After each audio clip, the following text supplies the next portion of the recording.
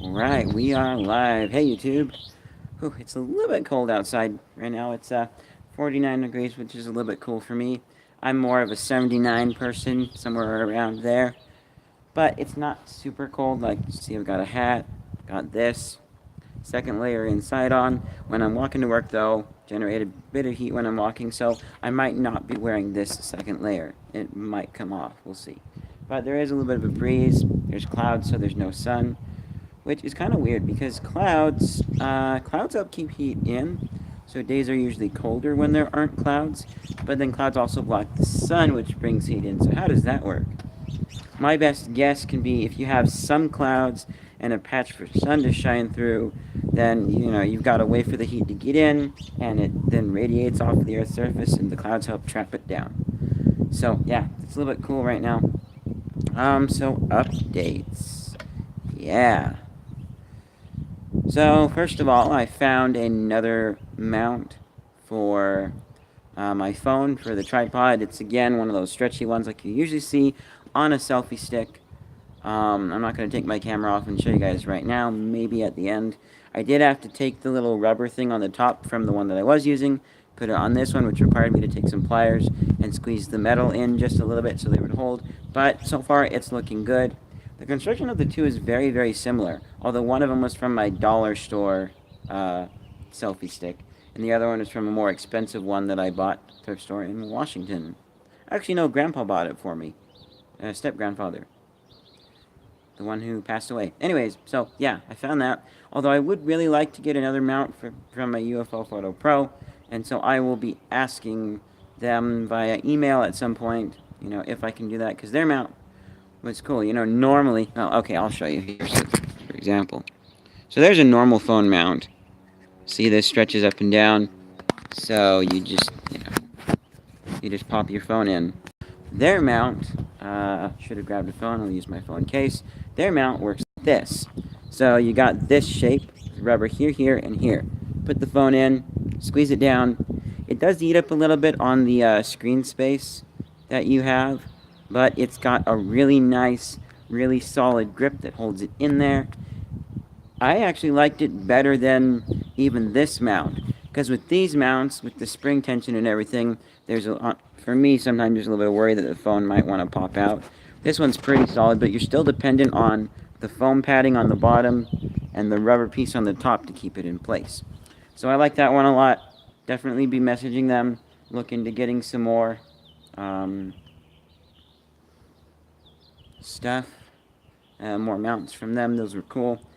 I'll even buy them if I have to. They can't be that expensive, like probably a couple of dollars. Also, I've started using a new script writing software, Fade-In. Originally, so my first legitimate script. Now, I've written some other scripts in the past, but they were written more like books. Hold on. Spam. Oh.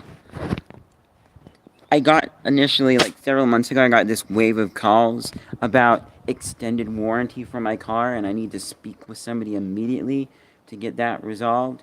And then, and they do have some info, right? They got my name, because I've even gotten a few pieces of letters in the mail. So if this is the same place, then the letters are connected with them.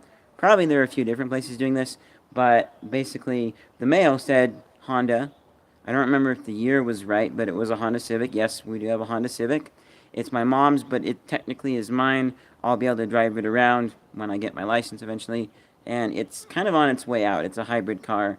There's issues with transmission. But I've been getting calls about extended warranty. And if it's an actual person, I just hang up. I really don't want to go through that.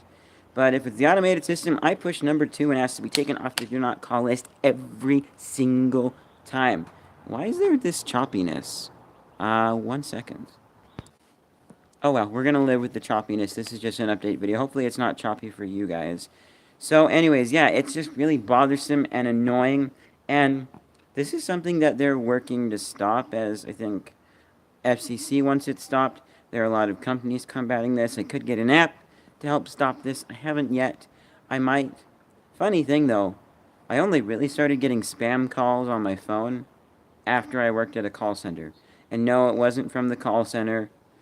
They did have my number, but they wouldn't have given it out to anybody. That was only for um, managers and stuff to be able to get a hold of me and say, like, where are you? Or, let me know about stuff. For me to be able to get a hold of them, I had their numbers in case something came up, stuff like that. And it was a, it was actually a pretty legitimate call center. Yeah, I was outbound. I'll talk about that in some other video. Anyways, so, yes, we have, yeah, so I'm going to be, I'm working with Faden. That's where I was. Yes, Faden is really nice program. Actually, really, really nice. Basically, when you're writing a script, it makes it easy to format. You basically pick elements. This one uses control and then a number to insert an element, or alt number to change an element. Although that one's a little bit iffy.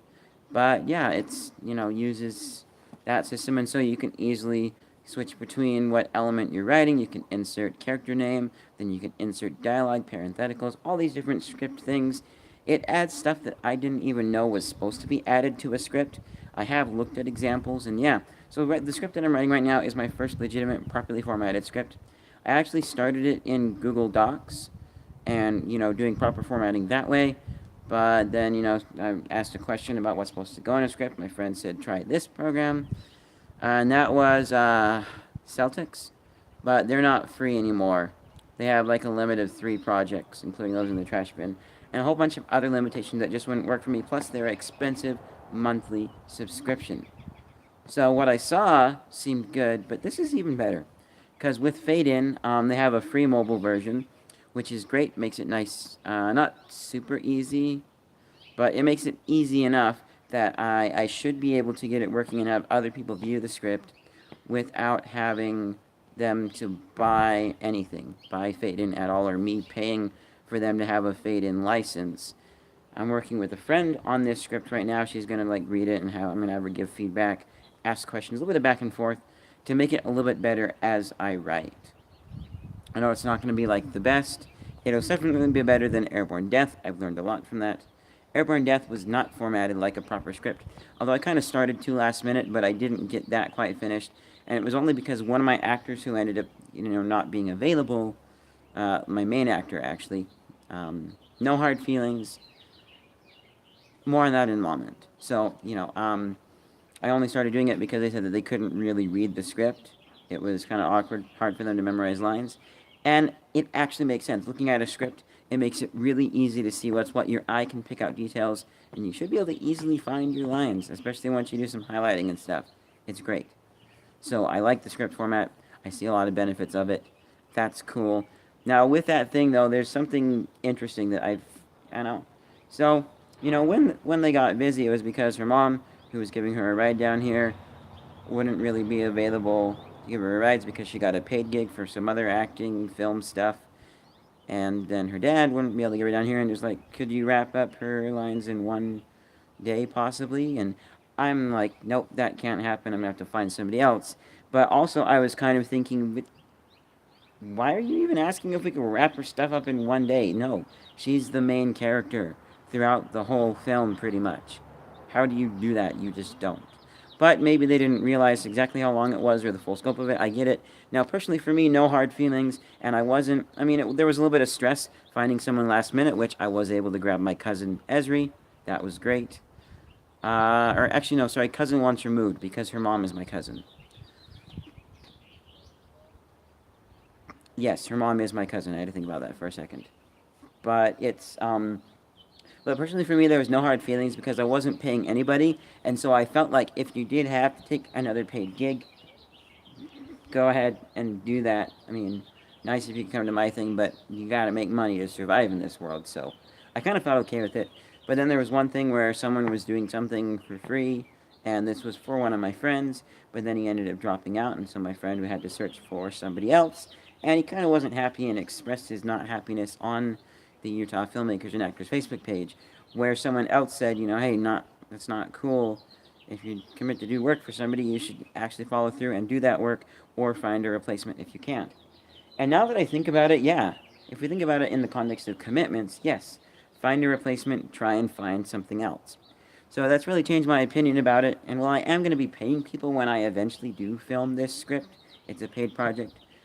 Hopefully, I want to film it before my mission, but if that doesn't happen, I'll film it afterwards. I'll talk about a mission in just a moment. Um, so yeah, I'm gonna go into it with more of an attitude of, you shouldn't flake out, you know.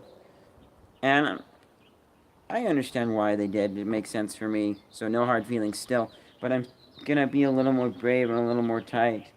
And, you know, be like, well, hey, do you have any suggestions for replacements? Know of any contacts? Can you find somebody, you know? And try and make this thing where people, first of all, they don't want to flake out. And, you know, just try and make it so that they don't, you know, and work more closely with people that don't. But also, you know, like if, you know, you really think that paid gigs are more important, and, you know, maybe you shouldn't take this one because it's free, you know, if I do a free thing, which what I'm planning to do is I've got some budget right now, and, you know, I might buy some equipment with that budget, but I'm trying to save up a bunch so that I can pay people. I'm going to have my actors, which right now I've got 3 actors. There could be more that pop up in the script. I'm fine with more, but I do want to keep it simple, make it easy. So there's going to be 3 actors. Then I'm going to have somebody as a boom operator. And I want to find somebody who actually knows what they're doing. I'm going to say, here, I've got a Zoom H6 and a Rode NPG 4 Plus. You work your magic and tweak the settings and make it sound as good as you can, okay? I'm letting you be the audio expert and use your knowledge. If I get somebody who's not that expert, sure, I'll step in and use what I know about the thing, but I want somebody that knows what they're doing. And then, of course, there's going to be me as director, and I'm going to be working the camera, which will, one, be a good chance to show off my knowledge of camera work and camera angles and my good eye, because I'm good at taking photos. I've also got I haven't mentioned the name yet on this channel, but I've talked about it a few times. I've got a short film that I've started. I just need to reshoot one thing. That will happen sometime soon, probably right as soon as I finish getting a good take of singing for my Singing Month video from a few months ago, which is... I forget, was today this month Singing Month? I forget what month is what. You know, I know next month actually is Gaming Month, which we'll talk about in a moment. So, yeah, basically, but with that one though, because I've shown it to my mom, my stepdad, and a friend, and they gave some feedback, and so that's why I'm making some slight changes to it and reshooting one thing. But ultimately, my dad said that the camera work cinematography was better than Airborne Death, which I then said, hey, not to be rude, but my mom was behind the camera for Airborne Death, so maybe that's why, and she totally agreed with me. So, yeah, this one, I'm going to be behind the camera. I kind of would like to have somebody else behind the camera and just be director, but I also want to be hands-on and make... I don't know, I feel doing camera will be somewhat easier because I'll know what angles I want. I can see things in my mind, so I can just get that, and it takes out a step of having to tell somebody else what it should look like and how to have them get it good. I'm not afraid of that. I'm not against that. You know, I totally like that. And I'm totally fine with working with other people, and I want to make the process so that everybody is on the same page and things go great. This is a big thing that, you know, I want to do. Something that I didn't think about but totally makes sense now that I'm going to do with this project when I do film it is I'm going to have like 1 or 2 just reading sessions. We'll get together for several hours, just read through the script. I'll work with people, work with the actors. One big thing that I'm going to tell the actors when we're doing this reading thing is, you know, if there are moments where you think you could show something instead of say it like I have it written, you know, or there's a lot of voiceover for internal thoughts happening, then, you know, if there's a way that you could show some of that more than say some of that, you know, give a suggestion. Let me know. Let's work this out, because I want my actors to bring to the table a lot of great ideas and stuff. And that was something that with Airborne Death, I really found some value in.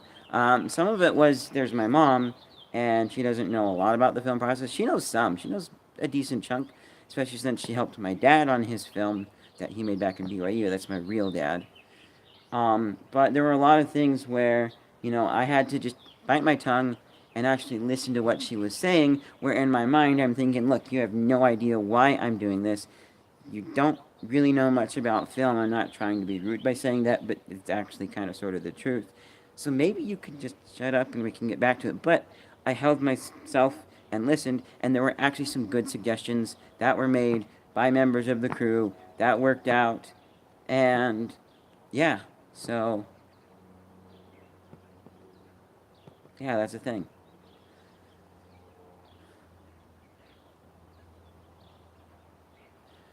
And there were a few moments where I kind of put my foot down and said, "No, I'm the director. No, just no." But I do want to work with them, get suggestions from other people. There are people that have been doing this with larger groups of people on medium and bigger productions that are, they know more than I do, so I'm willing to take suggestions. I'm also watching a lot of film videos. I'm finding a lot of old film videos that I watched several years ago from Filmright that are great. Things are going good in that regard and aspect, and it's, just really cool and great. And I like it a lot. Oh, I forgot to mention something about Fade In. So with the Fade In screenwriting app, for now, I'm going to be buying the full version of the mobile app, which will that one your limitation if you just have the free version is you can like write scripts, start scripts in it, but scripts imported can't be can't be written. They're only read only. Fortunately, the full version of that is only $4.99, so about $5. It's easy. And then eventually, I would do it now, but I'm saving my money for some other stuff. Eventually, I will buy the full version of the desktop app, which is closer to around $70. So a bigger difference there, but it's definitely going to be worth it. The big features that you get with the full version of the desktop app are collaboration features, which I want to buy anyways just to support the developer. But collaboration features could be good. It'd be nice to collaborate with other people, like actually writing script and stuff. Currently, though, my friend has the app, I believe, and so it should be pretty easy just to, for have her just viewing the script, because that's all she needs to do is view it, and then we'll talk over texting and, work out details, get things good. Or messaging, I should say. And yeah, and I'll improve my story and make it better. There's a lot of things that I'm reading into and looking at and learning to make this next project amazing. Haven't said what it's about yet.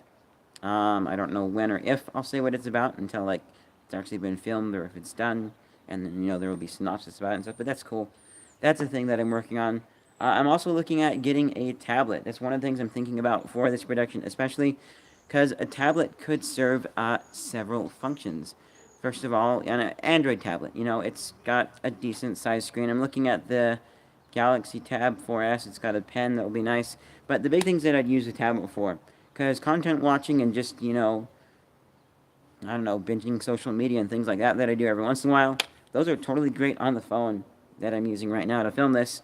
I like that a lot. I'm totally fine carrying my phone around. Makes it nice and easy for watching stuff while I'm in bathtub, bathroom, around the house I'm eating and stuff. I'll probably use my phone for that most of the time. The other tablet, which I have a Bluetooth keyboard case, and I'm hoping that the tablet will kind of fit the case. If not, then I don't know, I'll find a way to make it fit. Because also this Bluetooth keyboard I use on my phone quite a bit, and so it's something that goes with me a lot of places. And while I might end up finding a way to put the tablet in my bag and take it with me almost everywhere, I kind of want my phone to be in everywhere with me, and then the keyboard so I can just write on the go whenever I got free moments and stuff that I want to write. Especially at work. If I wanted to, I could write on my break. It's only 10 minutes though, so I don't usually do that, but sometimes, like lately, I've gone into work early and done some writing because I had to stop somewhere else, so might as well just go to work. But with the tablet, big things could be writing a script and making it mobile so I can go to various places in the house and write. If I feel like writing on the couch, sure.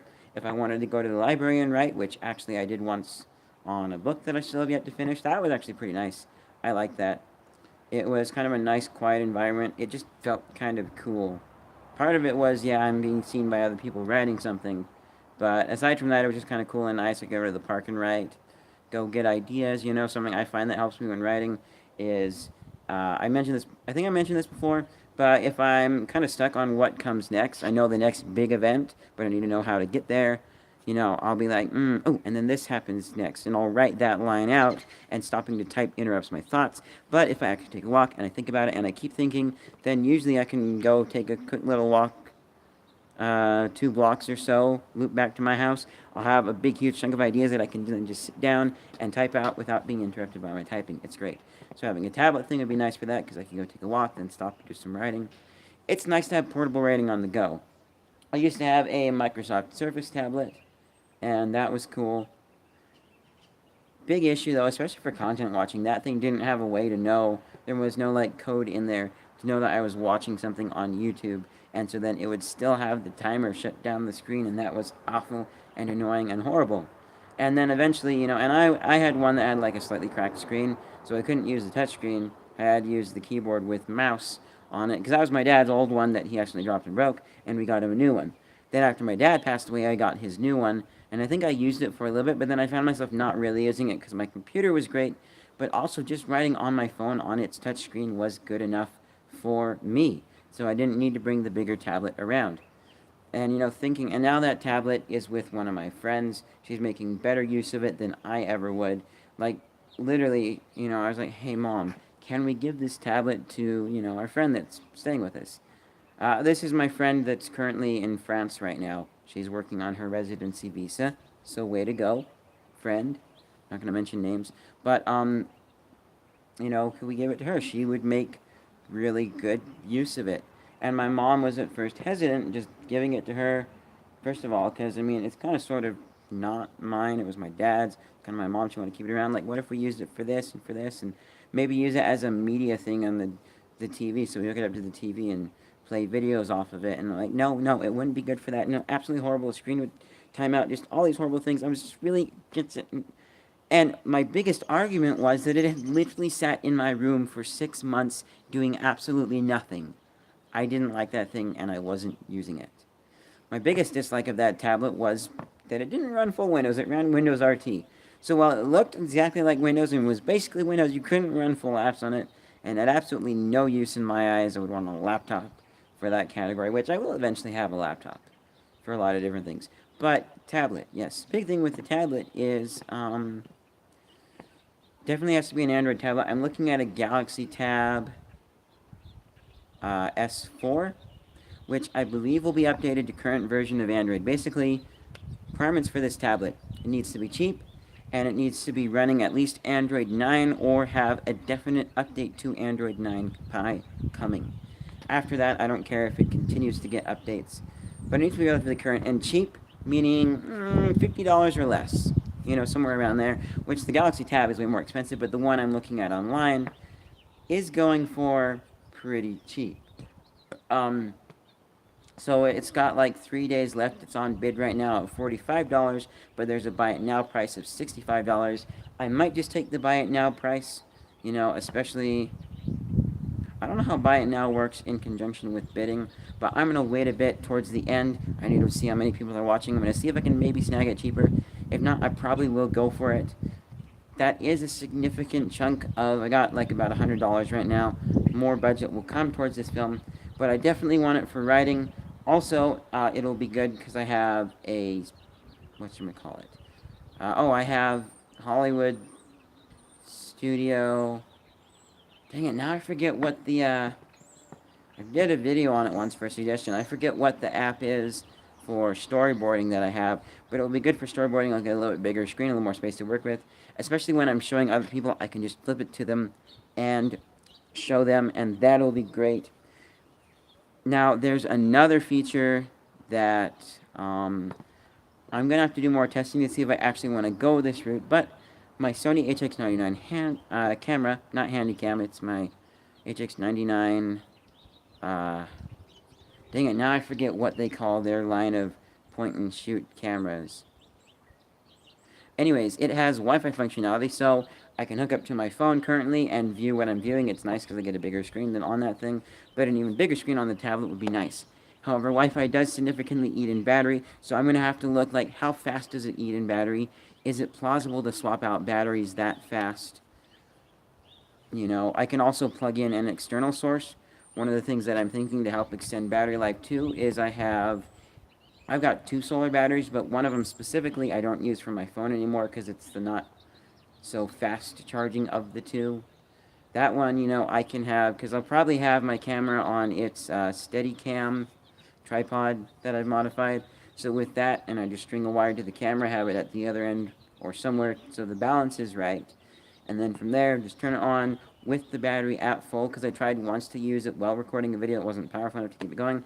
But I think if I start with a full battery, and I start with that thing plugged in, sending juice, it'll keep the thing going a little bit longer, help the project a little bit better. That will be great.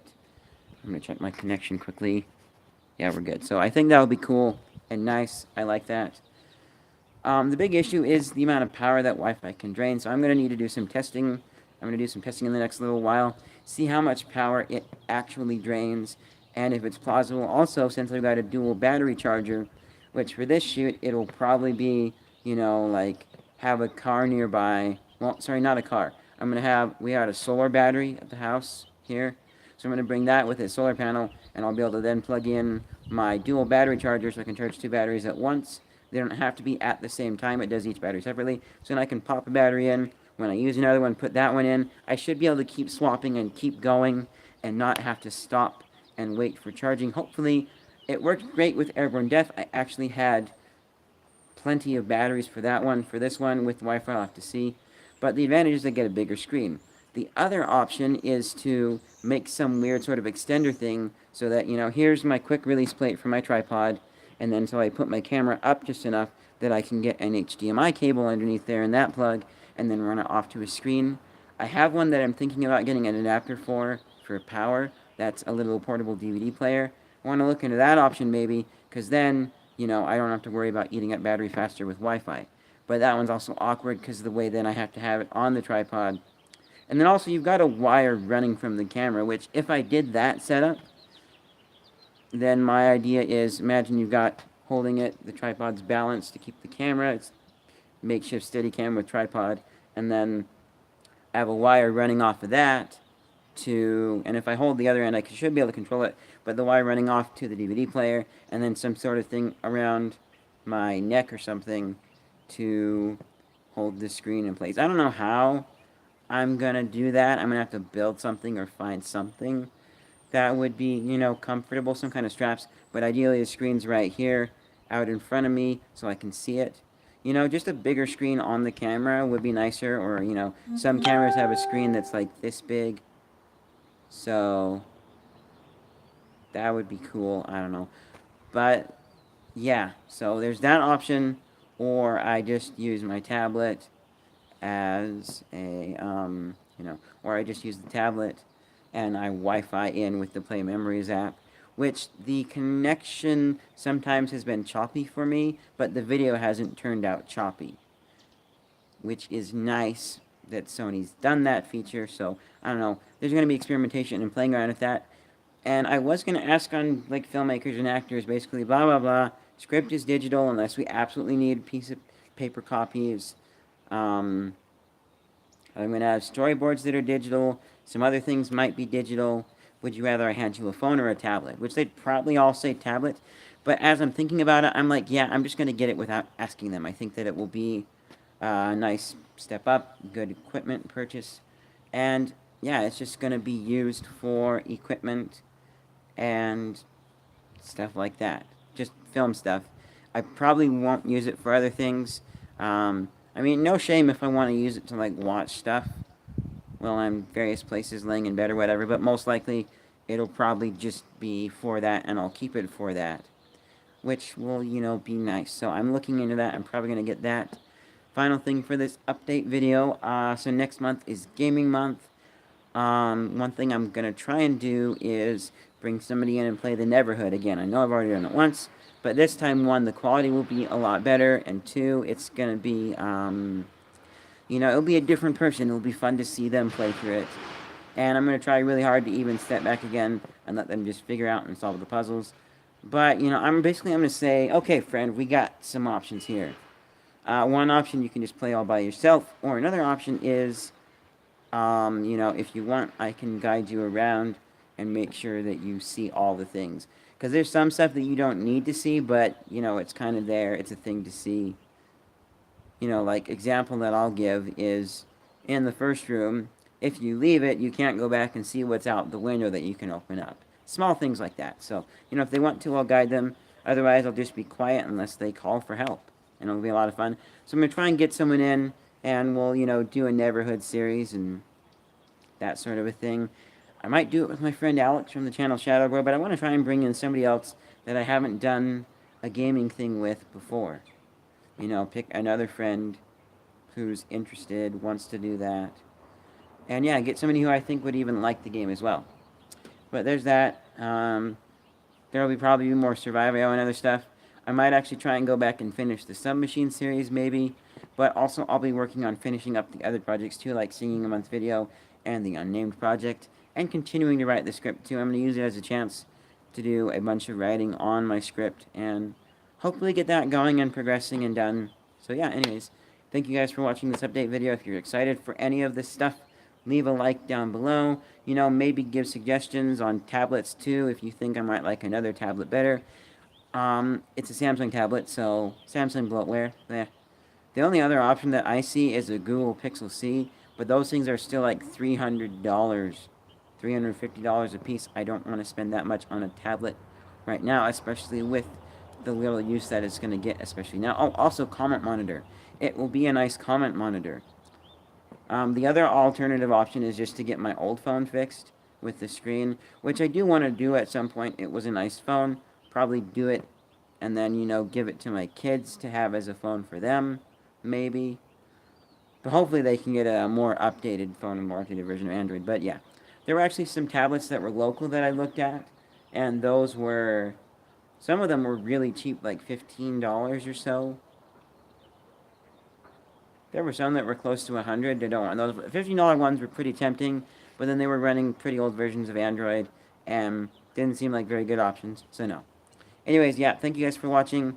Leave a like if you're excited for any of this stuff. If you're new around here, check out my channel. See if you like the variety of stuff that I do, and if you do, then hit the subscribe button and click the bell icon, please. Some of my videos get 0 views because people